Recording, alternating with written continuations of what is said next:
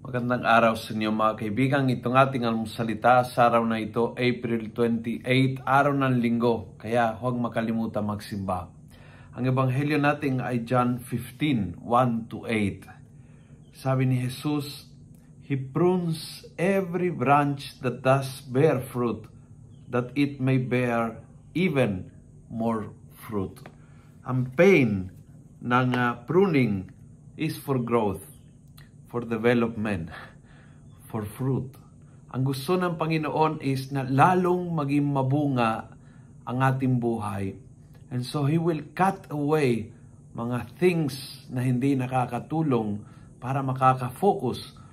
But mind you, cutting is painful para sa halaman at para sa tao lalo.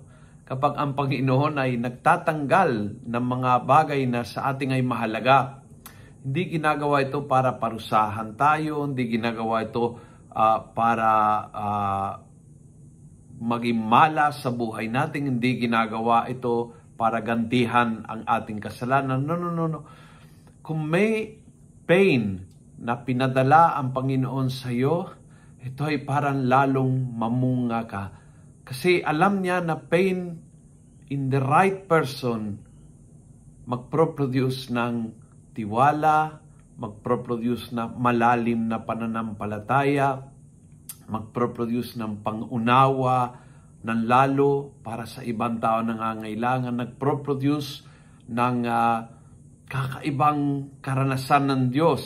Iba yung Diyos sa lahat ay mabuti at iba ang experience mo ng Diyos sa panahon ng paghihirap sa buhay mo. And so, remember, pruning is for blessing, for development, for growth, for fruit. Hindi naman ito parusa, malas, o ganti ng Diyos sa iyo. And so, tanggapin mo pag ang Panginoon ay nagtanggal sa iyo ng isang bagay, tao o pangyayari dahil ito ay ginawa niya para sa iyong ikabubuti. Kung nagustuhan mo ang video ito, pakiusap, pass it on. Punuin natin ang good news ang social media. Gawin natin viral, araw-araw ang salita ng Diyos. And God bless.